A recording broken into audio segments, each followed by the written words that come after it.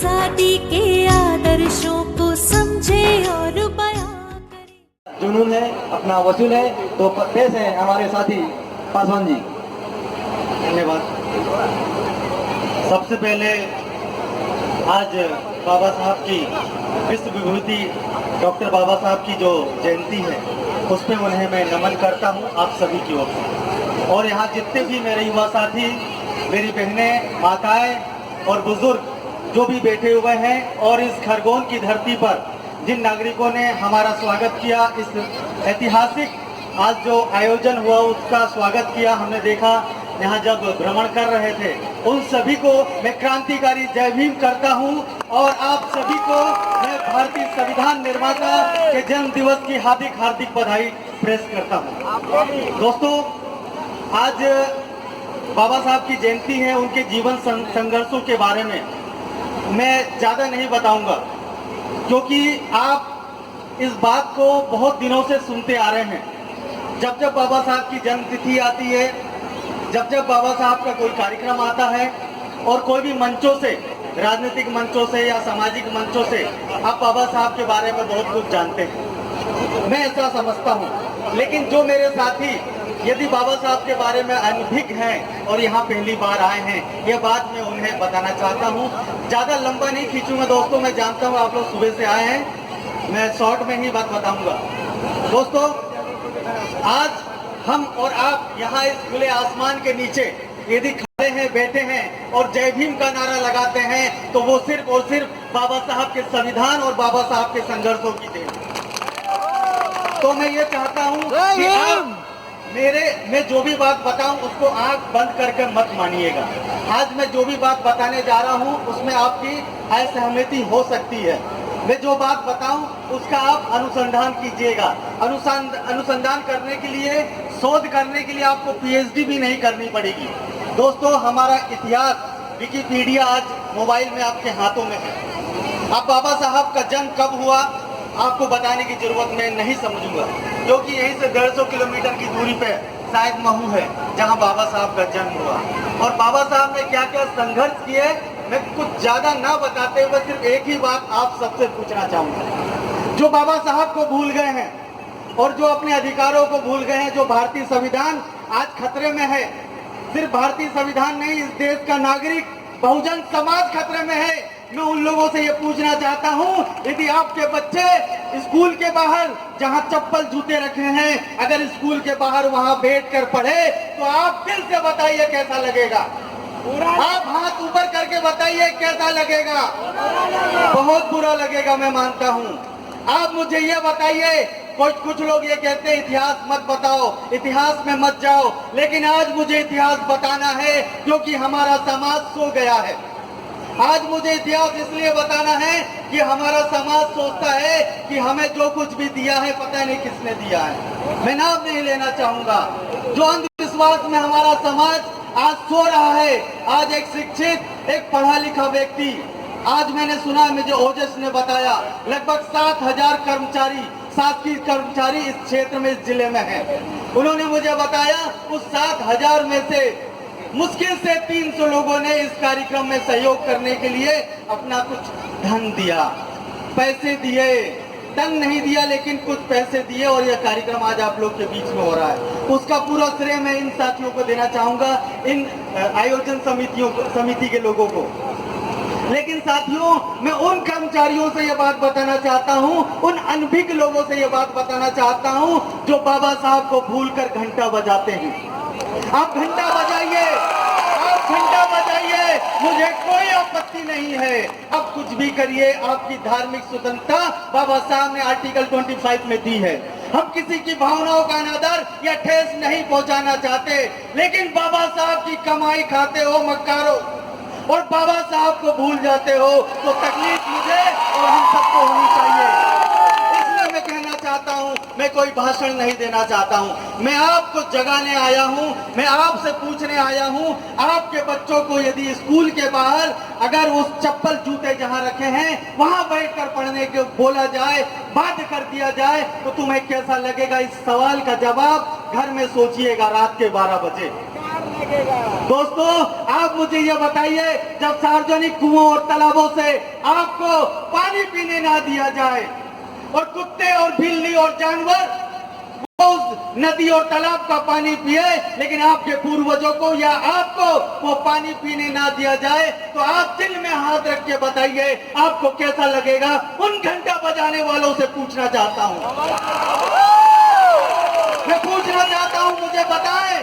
मैं एक बार 10 बार बोलता हूं, आपको जो करना है वो करिए, लेकिन आपके बाप ने आपके लिए क्या किया है, आपके दादा ने आपके लिए क्या किया है, आपके पूर्वजों ने आपके लिए क्या किया है, क्या उसे जानना गलत है? कि यदि उसे जानना गलत है तो आप सुबह शाम 24 घंटा बजाइए, मुझे कोई आपत्ति नहीं। दोस्तों, मैं आपसे ये बताना चाहता हूँ, बाबा साहब नहीं होते तो आप ना घंटा बजा सकते थे, ना सार्वजनिक कुओं से पानी पी सकते थे, और ना आपके बच्चे स्कूल में पढ़ने जा सकते थे। सिर्फ बाबा साहब की बदौलत, और उसके अलावा ज्योतिबा फुले, हमारे बुद्ध, बिरसा, और उसके अलावा मैं इस धरती में बैठा हूँ, मुझे बताया गया है ये धरती टंटिया मामा की धरती है, निवाड़ और मालवा टंटिया मामा की धरती है। मैं उन्हें बहुत दिल से सलाम और उन्हें नमन करता हूँ कि मैं इस धरती पे खड़ा हूँ। मेरा एक ऐसा सहयोग, एक ऐसा अवसर इन साथियों ने दिया कि आज मुझे इस धरती पर आने का सौभाग्य। मैं भाग्य पे भरोसा नहीं करता हूँ, मैं भाग्य और किस्मत पे भरोसा नहीं करता हूँ, लेकिन एक ऐसा सिचुएशन क्रिएट हुई कि आप लोगों ने मुझे बुलाया और उस महापुरुष की धरती पे आज खड़ा हूँ, उस धरती को नमन करता हूँ जिस धरती पर उन्होंने क्रांतिकारी आंदोलन लड़े थे। साथियों, क्या इस देश का इतिहासकार उस महापुरुष को दर्जा सम्मान देता है? मैं जानता हूं कि इस देश का इतिहासकार उन जिन लोगों ने उंगली का जो नाखून है वो भी नहीं कटवाया, लेकिन उन लोगों की जयंती इस देश के अंदर में बहुत ही शान से मनाई जाती है। जिन लोगों ने अंग्रेजों की चापलूसी की, उनसे माफी मांगा, उन लोगों को वीर कहा जाता है। लेकिन जिस टंटिया मामा, जिस बिरसा मुंडे ने से अंग्रेजों को नागो चने चबवा दिए, लेकिन उस महापुरुष को नमन नहीं किया जाता। क्यों नहीं किया जाता, यही पूछने आया हूँ। यदि आप पढ़े लिखे हो, आपके पास डिग्री है, आप पीएचडी हो, एमबीबीएस है, आप आईएएस हो, यदि आप उस टंटिया मामा को, बाबा साहब को, बिरसा मुंडे को, रानी दुर्गावती को नहीं जानते, आपकी डिग्री जला देने लायक है, बिल्कुल जला देने लायक है दोस्तों। और दोस्तों, एक बात और बताना चाहता हूँ, आप माँ सावित्रीबाई फुले को जानते हैं क्या? यहाँ जो बैठे हैं वो जरूर जानते हैं, लेकिन जो घर में बैठे हैं, रजाई ओढ़कर सोए हुए हैं, टीवी देख रहे हैं और बीवी में मस्त है, और माँ सावित्रीबाई फुले को नहीं जानते हैं। यदि जानते हो तो इस मंच पे ये पूरा खरगोन बढ़ गया होता, लेकिन माँ सावित्रीबाई फुले को मेरे ओबीसी के साथी भी नहीं जानते हैं। माली समाज में जन्मी माँ सावित्रीबाई फुले, ज्योतिबा फुले, जिनके बदौलत इस देश का पहला स्कूल खुला। कब खुला था? 1848 में इस देश का पहला स्कूल खुला। इस देश में जो हमारे ब्राह्मण समाज की महिलाएं हैं, उन्हें भी स्कूल में जाने का अवसर नहीं मिलता था, उन्हें अधिकार नहीं था। लेकिन ज्योतिबा फुले ने, जब उन पर अत्याचार हुआ, ओबीसी के थे दोस्तों ज्योतिबा फुले, अछूत समाज से नहीं थे। ज्योतिबा फुले उनके मित्र की शादी में गए, अपर कास्ट के मित्र की शादी में गए, लेकिन जब उन्हें भगा दिया गया कि इस व्यक्ति को क्यों लेके आया, इस शूद्र को हमारे समारोह में कैसे आने की अनुमति मिली? जब ज्योतिबा फुले को लगा हम तो ससूत हैं, मतलब हमें छुआ जा सकता है, हमारे साथ इतना अत्याचार होता है, तो वो उन्होंने देखा कुछ बच्चे चले आ रहे थे, घुंघरू की आवाज आ रही थी, और जो घुंघरू की आवाज आ रही थी दोस्तों, उनके आपने देखा होगा छोटे छोटे बच्चे आज भी काला धागा लगाते हैं, और गांव में जाकर देखेंगे तो उसमें छोटे छोटे घुंघरू रहते हैं। दोस्तों, पहले बड़ा बड़ा घुंघरू रहता था और गले में मटका रहता था और कमर में झाड़ू रहती थी। ये बात आपको शायद मालूम होगा, लेकिन उन लोगों को नहीं मालूम होगा। वो बात बताना चाहता हूँ, बता देना उनको जाकर कि वो जब बच्चे चले आ रहे थे बेचारे जानवरों की तरह, और घंटी की आवाज आ रही थी, तो ज्योतिबा फुले ने सोचा ये बच्चे तो अपने आप में मग्न हैं, ये बच्चे इतने बिल्कुल जानवरों की तरह हैं, लेकिन अपने आप में मग्न हैं। लेकिन ये सब क्यों हुआ? तो ज्योतिबा फुले ने यही कहा कि शिक्षा के बिना, शिक्षा से दूर किया गया इस समाज को, बहुजन समाज को शिक्षा से दूर किया गया, प्रतिबंधित किया गया, इसलिए गुलामी हमारे ऊपर लादी गई है। तो ज्योतिबा फुले ने सबसे पहले अपनी पत्नी को पढ़ाया। अपनी पत्नी को पढ़ाकर, कोई टीचर नहीं मिल रहे थे दोस्तों, उन्होंने गुलामगिरी नाम की पुस्तक लिखी है, पढ़ लेना एक बार। बहुत सारी किताबें, बहुत सारे कथा सुने होंगे, दक्षिणा भी दिए होंगे, मैं कोई दक्षिणा नहीं लूंगा, मैं फ्री में एडवाइस कर रहा हूं, एक बार गुलामगिरी पढ़ लेना और पढ़ के आप खुद सोच लेना कि ज्योतिबा फुले ने क्या कहा। ज्योतिबा फुले ने गुलामगिरी लिखी तो उनको घर से उनके पिताजी ने भगा दिया, उनको जान से मारने की धमकी दी गई। जैसे आज इस मनुवादी सरकार के अंतर्गत हमारे लोगों की जुबान बंद करने की कोशिश करते हैं, हम बाबा साहब की बात करते हैं तो आज हम पे केस लगाने की कोशिश की जाती है। मैं ज्यादा बड़ी बात नहीं करूंगा, लेकिन मैं अपने जो हिस्ट्री है अभी उसकी बात कर रहा हूं। तो ज्योतिबा फुले ने इस देश में 1848 में 1 जनवरी को इस देश का पहला स्कूल खोला। वो पहला स्कूल हर वर्ग की स्त्री, हर धर्म की स्त्री, हर जाति की स्त्री के लिए था। और उसमें जो एससी, जो जिसे हम एससी कहते हैं, अछूत कहा जाता था, उन लोगों के लिए भी दरवाजा खोल दिया। लेकिन जो जिस स्कूल में आपको दरवाजा खुला, जहां आपके बच्चे पढ़ने लिखने जाते हैं, हम पढ़ने लिखने जाते हैं, लेकिन हम किसे नमन करते हैं आप बताइए? कभी ज्योतिबा फुले, माँ सावित्रीबाई फुले को याद किया है आपने? नहीं किया। अरे आपकी डिग्री तो कचड़े के समान है, तो कैसे याद करोगे? आप उन लोगों के तलवे चाटते हैं जो आपका सूद और अछूत कहते हैं। लेकिन बाबा साहब की एक बात यदि मानी होती, आज हमारा संविधान खतरे में नहीं होता।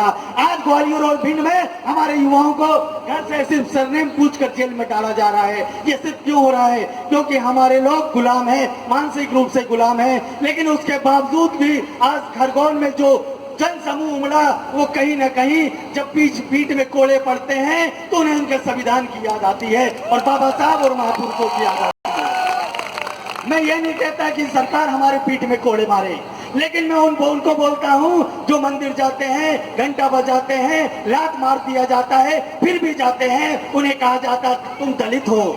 और मीडिया बोलता दबंगों ने मंदिर जाने से रोका। मीडिया क्या बोलता है? दबंगों ने। हु इज दबंग? मैं वही पूछना चाहता हूँ। अरे दबंग कौन है? मैं यही तो पूछना चाहता हूँ, दबंग कौन है? फूलन देवी क्या दबंग नहीं थी? जिसके ऊपर बलात्कार किया था तो उसने एक लाइन से खड़े करके गोली मार दी थी। क्या वो दबंग नहीं थी?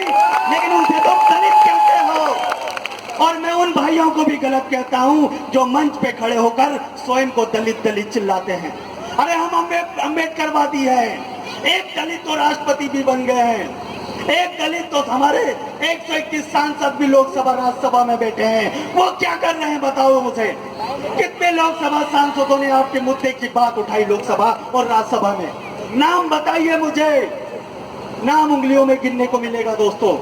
इसलिए मैं आपसे चाहता हूं, आप अपना इतिहास जानो, आप क्या हो, कौन हो और किसकी वजह से आज यहाँ पर हो, उसको जानो। तब बाबा साहब के जयकार करने से मतलब है, नहीं तो कोई मतलब नहीं। मैंने फेसबुक में एक स्टेटस लिखा था, कहीं जय भीम के नारों में, कहीं जय भीम के गूंज में आप बाबा साहब के विचारों को मत भुला दें। याद करो 14 अक्टूबर 1956 का वो दिन, नागपुर की दीक्षा भूमि। बाबा साहब ने हमें कौन सी प्रतिज्ञा दी थी, क्या आह्वान किया था? याद करो आप। और याद नहीं कर सकते और पंचशील का झंडा हाथ में नहीं ले सकते तो मेरा मानना यह है कि आप बाबा साहब के अनुयायी नहीं, आप बाबा साहब के अनुयायी नहीं है, आप दलित हो। आप देख रहे हैं we love Baba Saheb. Channel को सब्सक्राइब करना और घंटी बजाना ना भूलिए।